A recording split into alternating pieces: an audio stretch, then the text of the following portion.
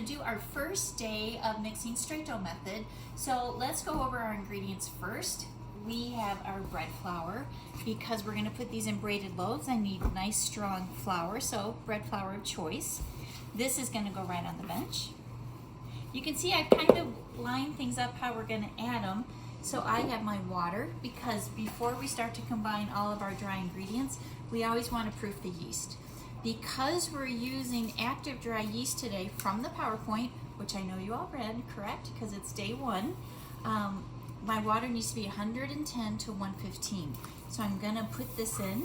Now this is that term called lag phase, L-A-G. Lag phase is the time that yeast has to start to rehydrate and it will start to throw off some CO2. Because from our reading we know that yeast needs some food in order to start to activate. Yeast can only eat food when it's in the liquid form. So yeast has to go and get some water in it, and now we need to give it a little bit of food. So I have some granulated sugar. Now there is a natural sugar that's found in flour, but not enough. So we're just gonna spike this a little bit. You can see I just put about a teaspoon of sugar in the water. I'm just gonna give it a nice stir. And again, this is called proofing the yeast. If I was gonna do fresh yeast, I would just have my water at 100 to 105. But since we're doing the instant yeast, it's 110 to 115. Now I'm just gonna set this aside and I'm gonna wait to make sure that it's bubbly and that it's alive. So I'm gonna go back to straight dough method. So I have my dry ingredients. Remember, we combine all those first. So I have my flour, I have the rest of my sugar, I have salt. Now when we use salt in yeast bread, salt has a couple different functions. Obviously salt is here for flavor. Salt will actually also control the yeast. Yeast doesn't like salt, they're kind of enemies of each other. So if I didn't add salt to my yeast bread product, the yeast would just keep growing and growing and growing and it would die off too quickly. So the salt will actually slow down what's called the fermentation of the yeast. So I just went ahead and I tossed that in. And now I have my next ingredient. This is called non-fat milk. This is like a carnation milk that you buy at the grocery store. This puts moisture into the dough. And this is actually a little bit less expensive to use than whole milk because it has an indefinite shelf life, and you can see it's very easy to incorporate in. So chefs like to use non-fat milk all the time because it keeps their food costs down because it doesn't go bad. And I have combined all my dry ingredients. That is step one of doing straight dough method. Now let's take a look at our yeast. You can see it's starting to foam up. That's what I'm looking for. If I have that, I'm good to go. But I don't incorporate this just yet. Once I have all my dry ingredients incorporated, I'm gonna cut in any fat. Now the fat is here for flavor, but you can see it's not a lot of fat. So what this does, it actually starts to, it's called lubricate the gluten strands. So it wraps itself around the gluten strands so they don't build up and get too strong. Because we're making this white sandwich bread, we want it to be more on the tender side. So that's why we have sugar in there and then this fat. You'll notice when I cut the fat in, I'm only using my fingertips. I want to keep my palms dry. So you can see it's the same technique we'll do when you do pie dough in baking one. So I just wanted to cut that in until it's very small pieces. This is called short flake. Short flake is where it almost looks to be the size of cornmeal. So I have that in. The next thing I want to do is add my eggs. So we know that eggs, the shells can break off very easily. So we'll never crack an egg directly into whatever it is we're mixing. So we crack them into one container and then we're going to go ahead and pour them in. Now eggs have a lot of fat, so eggs will give me a nice tender product, but eggs actually have protein too. So it will help this product firm. It's called coagulate. The proteins of the egg firm up under heat and it's called the egg is coagulating. It's the same thing that happens when you cook an egg on the stovetop and it goes firm when you're making a scrambled egg or a fried egg. The white part firms up and that's the actual protein that's in the egg that's going firm. So this is ready. Now, when we start to add my yeast liquid, this is the first time that we've done it, it's important that we keep one hand wet and one hand dry. So I'm right-handed, so I'm going to pour with my right hand and I'm going to stir with my left hand. Now when I'm going clockwise, Could you go counterclockwise? You could if that's what you're comfortable with. I've always just done clockwise, so it doesn't matter. I'm sure if I was left-handed and I was stirring with this hand, I would probably go counterclockwise. Okay. Okay. So you always stir with your less dominant hand. Now you'll notice that my well is getting bigger. That is perfectly fine. We're trying not to break the dam so that we get yeast water all over our bench. You'll notice, you're probably wondering, Chef, why don't we just do this in the mixer? Because when we're first starting to do yeast bread, we want to get a feel of the dough. So every baker always starts off on the bench so that you know what dough should feel like before you ever put it in the machine. The one exception when you're first learning is an English muffin. We'll always mix an English muffin on the machine because the dough is so wet. And now look how big that well is. I'm going to scrape the inside just to make sure I get all the yeast. Now what I'm going to do is I have my bench scraper. I'm just going to start to toss my edges around into the center. And I'm just going to use my bench scraper to start to fold all this over. And again, this keeps my bench nice and clean, and it actually is going to keep my dry hand clean. So that when I start to knead my dough, it's going to make that process a lot easier. So I just keep flipping this over. So I scoop under and I flip until I can feel that it's not quite so sticky anymore. Now, the dough looks quite shaggy, and that is very normal until we start to develop the gluten. Now, when we start our mixing, what we're actually doing also is we're putting oxygen into the yeast. Yeast needs oxygen, and this is the only time that it's going to get it is during this mixing phase, because we're actually pushing the oxygen into the product during what's called the kneading phase. So we've combined all the dry, we've cut in the fat, we've added our liquid. Now what we need to do is start to knead this product. When we knead the product, what we're looking to do is to incorporate all the ingredients. We're looking for a nice uniformity with the yeast. So I'm moving the yeast throughout the dough, and I'm developing the gluten. So what I'm going to start to do is use the palm of my dry hand. I'm going to push the dough away from me. I'm going to take my left hand, or my wet hand, I'm going to take my dough from 9 o'clock to 12 o'clock, and I'm going to pull it back. And then I repeat the procedure. So I push, I turn, and I pull. When you see people on TV and they're doing this, they're not really working all of the dough, they're only working the center. So the proper technique is again to push it, turn, and pull back. And you can see it's sticking a little bit to the bench. So if that happens, you can put a little bit of dusting flour down in the initial step. But what we want to try to start to do is fight the use of dusting flour. Too much dusting flour will actually start to dry out the dough, and then we won't get that nice tender interior that we're looking for. So again, see, I'm pushing, I'm pulling up, and I flip back. So push, turn, pull. So it's just this nice little rocky motion. Now when we're in class, you're going to hear me start to count to you, and every time I say 1, that's when we push, and then we pull back, and so I'll be going 1, 1, 1, 1, 1. The faster we go, the less chance the dough will have of sticking to the bench. Practice that at home, everyone. 1, 1, 1? Yeah. Because let me tell you, you will be out of breath by the time we're done mixing this dough. So see, Kelsey, go ahead and count. 1, 1. You can go faster. 1, 1, 1, 1, 1, 1, 1, 1, 1, 1, 1, 1. Okay, now she's just getting carried away. But look how quickly that just came together. So again, every time someone says 1, we push it, and then we pull it back. So we're looking for this dough to actually have a little bit of spring to it. I just want to pick up that flour. So what I'm going to do, I'm going to touch this, and it should spring back at me. So it's not moving too quickly, so I know I have a couple more minutes of my kneading. So I'm going to finish kneading this off, and then we'll come back. I was a little out of breath because she was yelling 1 pretty fast at me. You told me to go fast. Well, I didn't think you'd go supersonic. So now when I touch this, see, I have some nice spring back. So what I've done is I've combined all the ingredients. I've developed the gluten.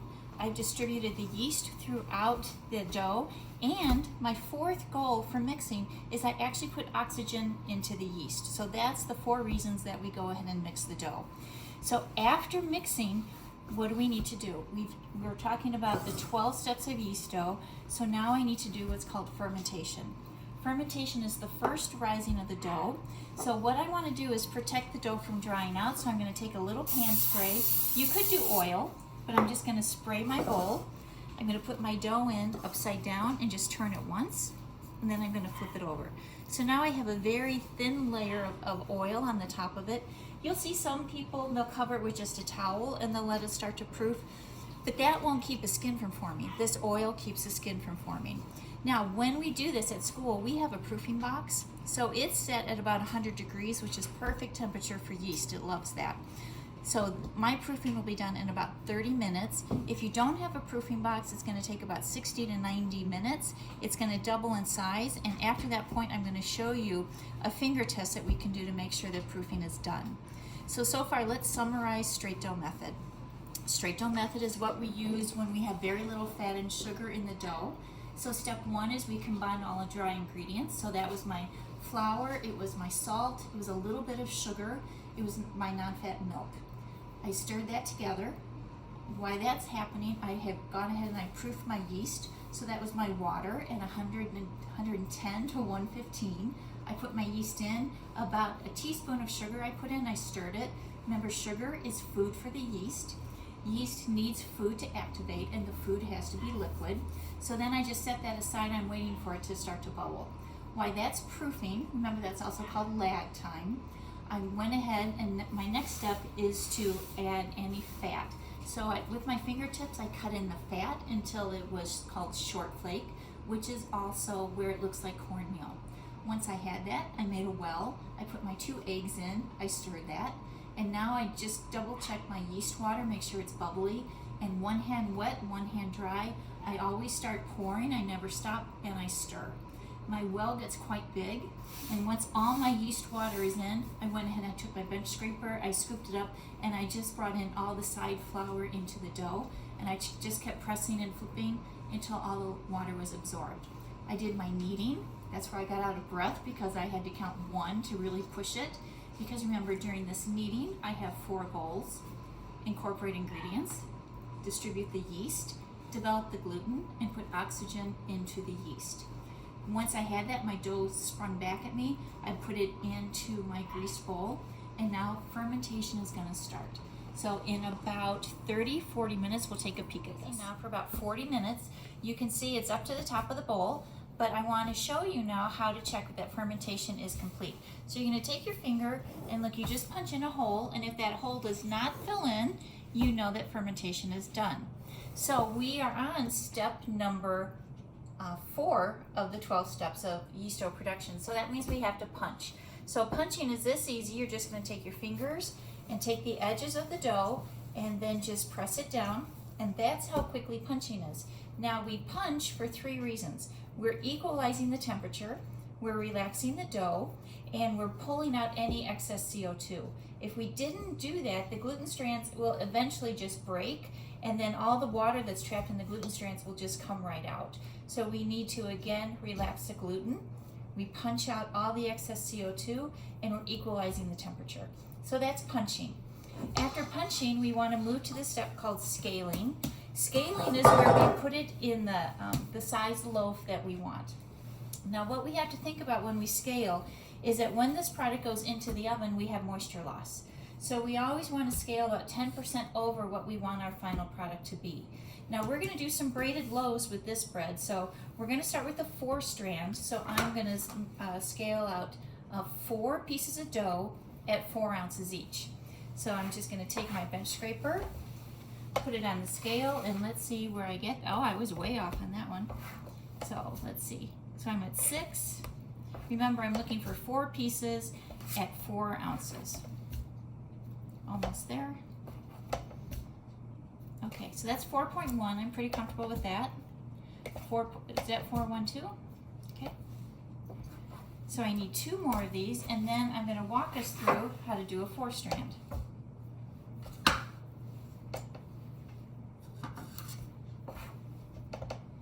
Now what we want to think about when we scale is you have to move quite quickly because the yeast is still rising.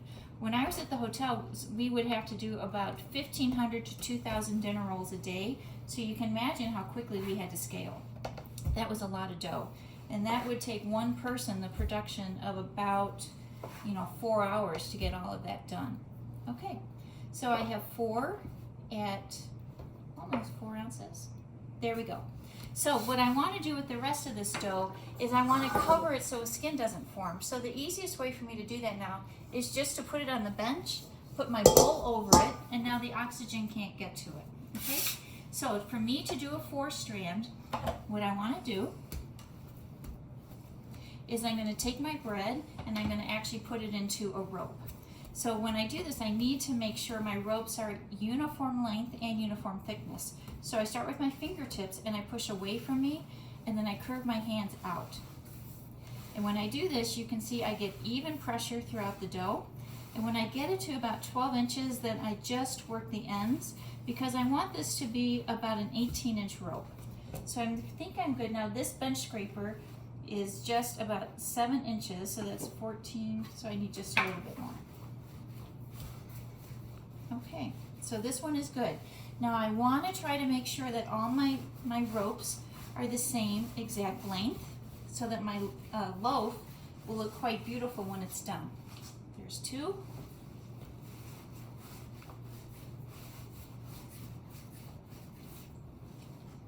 Three and 4. Now what I want to do is go through the procedure of when we go ahead and we do a braid. Now braids usually cost a little bit more money than other loaves because we have to have a little bit more handwork done to them. So first step is that my ropes are all pretty much the same length. What I'm going to do is take my edges and I'm just going to pinch them at the top. What you want to think about is that no matter where you are in the braiding sequence, the one on the far left is always number 1. So after I cross this over, this is now number 1. You never try to remember what the string number was. Just always count 1, 2, 3, 4. Okay? So the one on the left is always number 1. When we start to do our crossovers, I don't want to just grab the dough at the end and then start to pull it, because the middle of my ropes will start to spread out too thin, and then my loaf won't look very uniform. So when you start to braid, grab the end and go underneath and then cross over. Okay? So we'll be doing this in class too, but let me show you a 4-strand. So the first one is 4 crosses 2. So 1, 2, 3, 4. I have to cross over 2. So I take this guy and I cross him right over, and I put him right between 1 and 2. Now what I want to do is take care of this little piece right here. I don't want to see any gap. So I need to bring that so it goes up and over. So the perfect braided loaf will be a shape of a football. It's going to be tapered, go a little bit fat, and taper again. Okay? So I did 4 over 2. Now I'm going to do 1 over 3. So 1, 2, 3. Again, I'm trying to do that nice and tight. And now I go 2 over 3. So I just lift 2 and I cross 3. So that is my sequence. So again, 4 over 2, 1 over 3, and then 2 over 3. 4 over 2, 1 over 3, 2 over 3. Now, I don't ever really expect you to memorize these. We'll always have it up on the board so you know what the braid sequence is.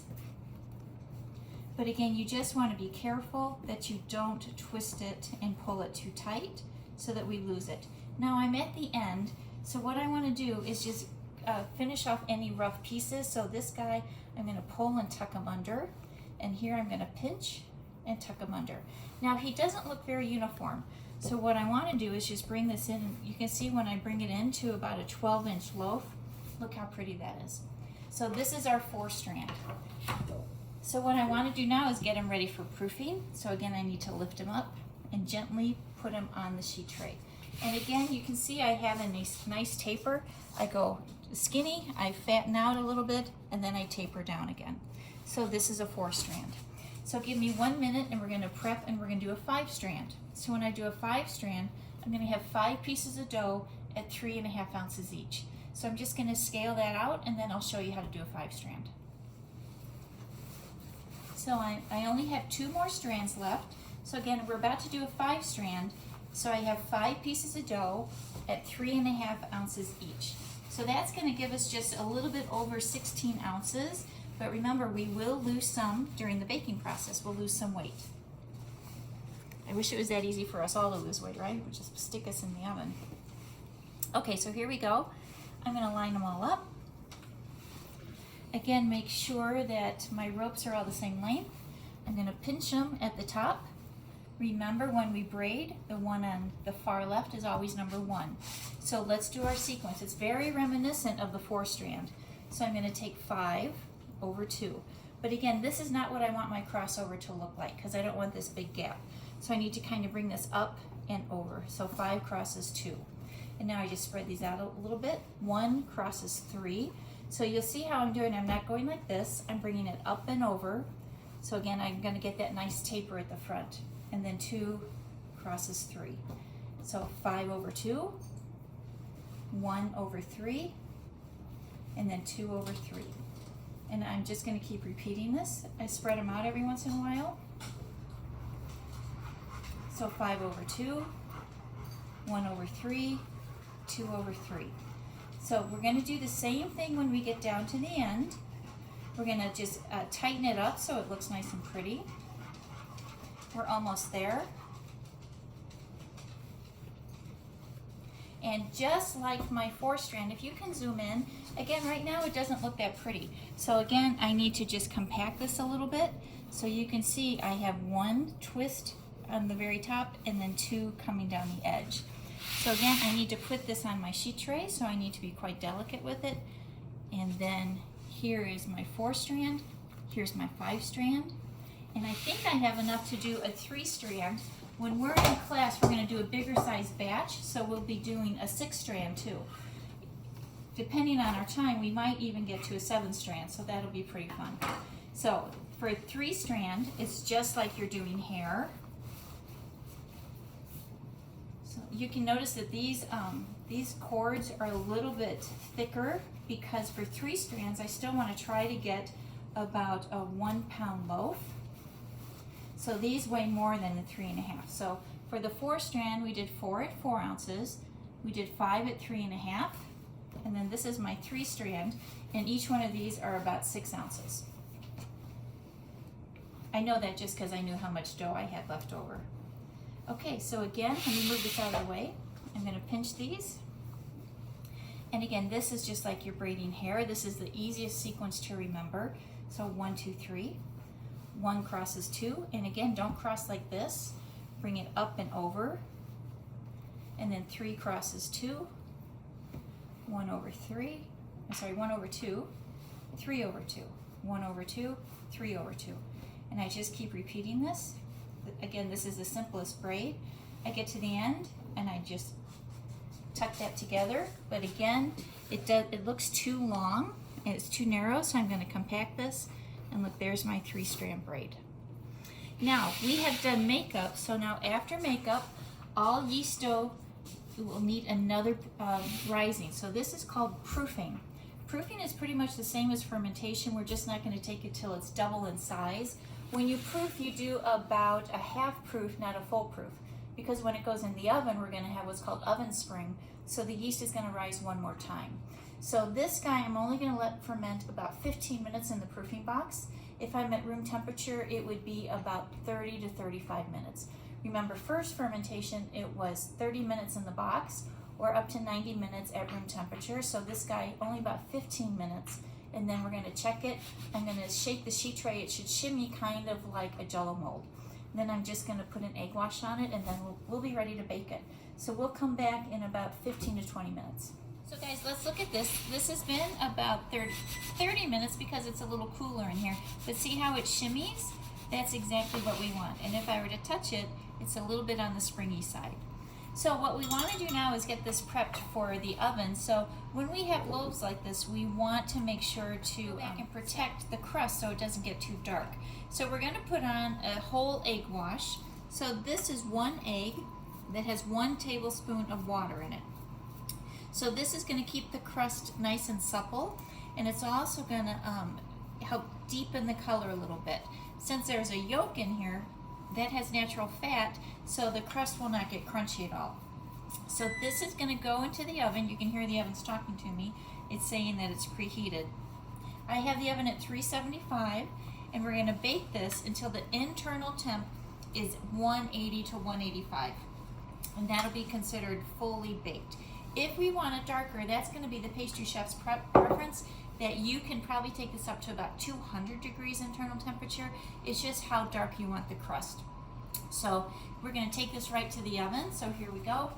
And then 375. My timer is talking to me. I'm at 194. So I'm going to go ahead and let's just pull this out.